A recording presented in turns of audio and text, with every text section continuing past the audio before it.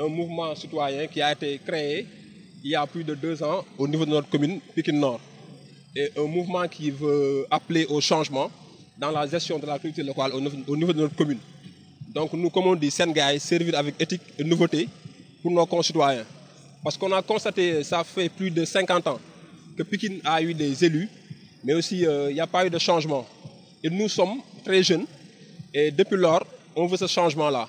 Raison pour laquelle on a créé ce mouvement, pour créer de booster un nouveau esprit, une idéologie, c'est-à-dire de servir nos concitoyens, mais de manière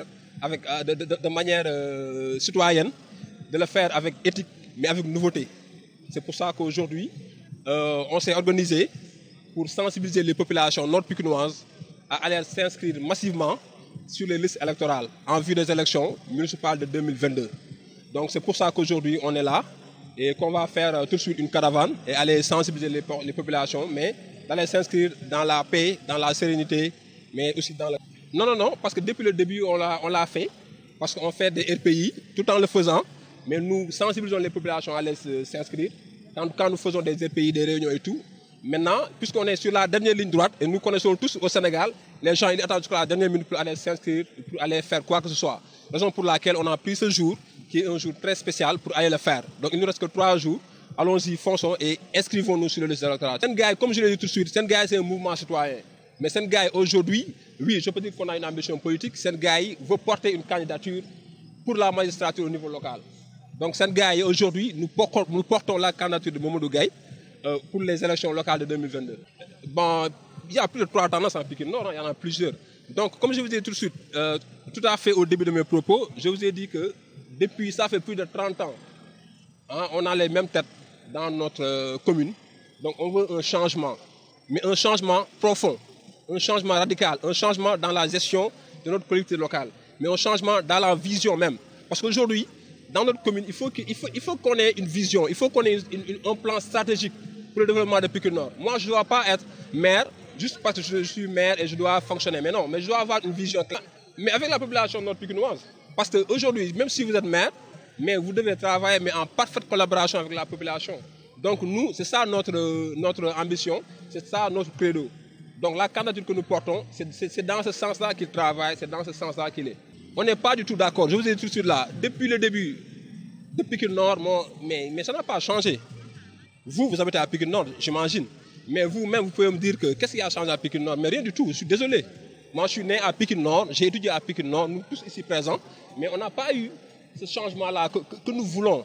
Aujourd'hui, Pikine Nord doit être, comment dirais-je, un miroir.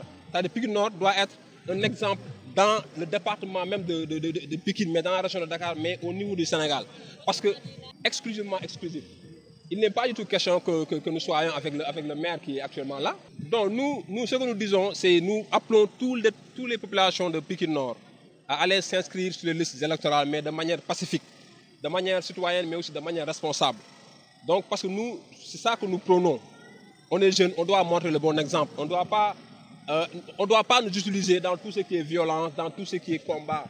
Donc nous, ce que nous appelons, c'est ça, aller s'inscrire dans les listes électorales, mais en paix, en sérénité, en responsabilité. Surtout nous les jeunes. Parce que dans tous les combats, c'est les jeunes qui sont au devant de ces combats-là. Donc soyons responsables. On peut être jeunes, mais responsables.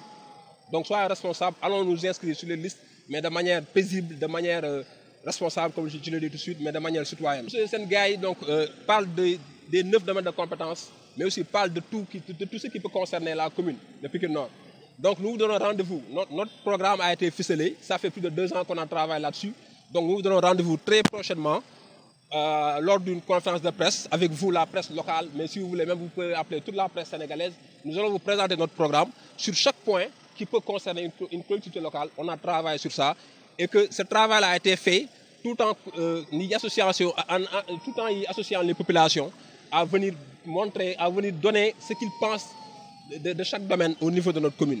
Donc on a travaillé ça, le travail a été bouclé, on a un budget sur 5 ans, on a travaillé sur tous les points que vous pouvez imaginer pour le développement de notre commune. Donc c'est ça, nous c'est une vision, c'est une équipe, mais aussi c'est pour le développement de Pikine Nord.